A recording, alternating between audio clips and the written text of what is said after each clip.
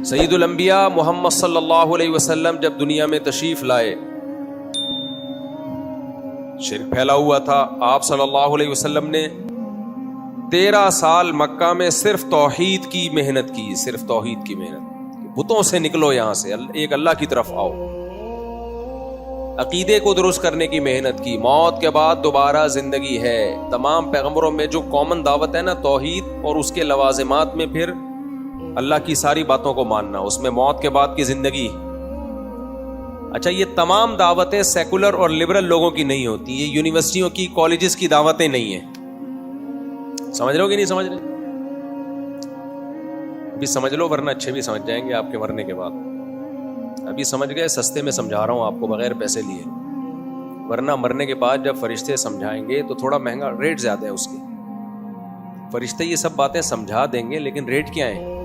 زیادہ ہے. ریٹ یہ ہے کہ طبیعت سے دھلائی ہوگی، اس کے بعد ہم سب کے اچھے بھی سمجھ جائیں گے. یہ میں نہیں کہہ رہا بھائی، اللہ کہہ رہا ہے کہ جب موت کا وقت آئے گا نا تو فلا انساب بینہم یومئذ ولا یتساءلون. اللہ کہہ رہے ہیں پھر کوئی کام نہیں آئے گا، اور پھر ایڑیاں رگڑو گے. رب ارجعون لعلی اعمل صالحا، اے اللہ مجھے ایک تھوڑی سی مہلت دے دے، میں واپس چلا جاؤں تاکہ میں نیک اعمال کروں.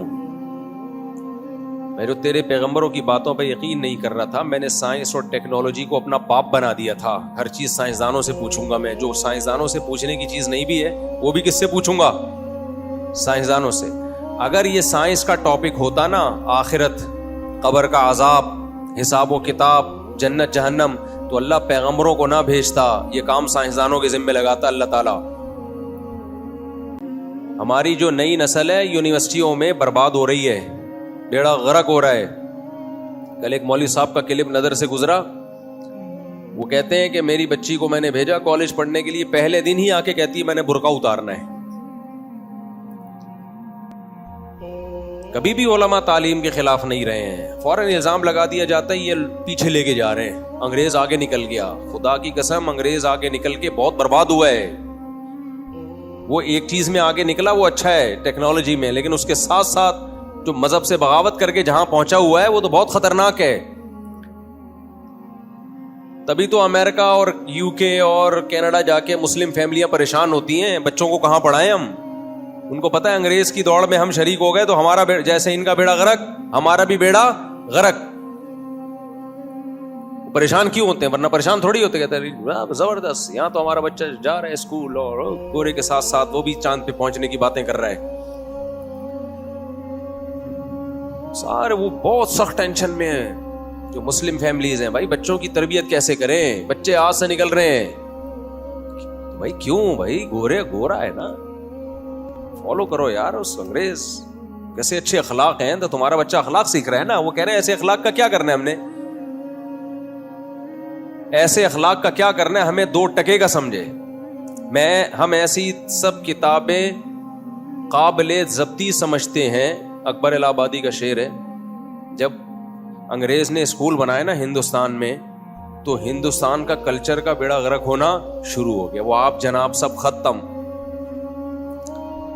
پھر وہ بچے جب اسکول سے پڑھ کے آتے تھے ابا کو بیوقوف سمجھتے تھے وہ، کیونکہ ابا کو انگلش نہیں آتی تھی.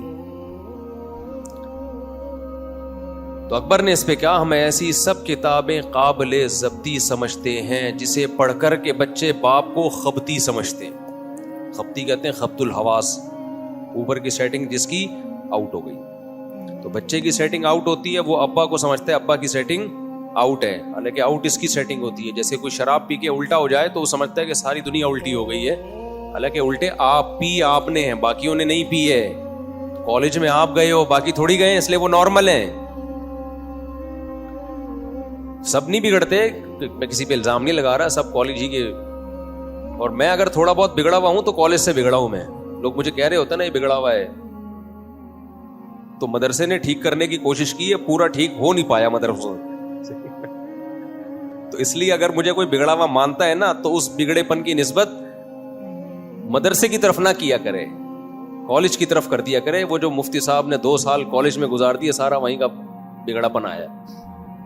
اگر کوئی سمجھتا ہے کہ میں بگڑا ہوا ہوں، میں نہیں مان رہا کہ میں بگڑا ہوا ہوں، میں بگڑا ہوا ہوں یا نہیں بگڑا ہوا یہ تو میرا اور اللہ کا معاملہ ہے نا. تو لیکن اگر کوئی میرے بارے میں سمجھتا ہے کہ بگڑے ہوئے ہیں, نیچے لوگوں نے لکھا ہوا ہوتا ہے یہ نہیں سدھرے گا, یہ نہیں سدھرے گا.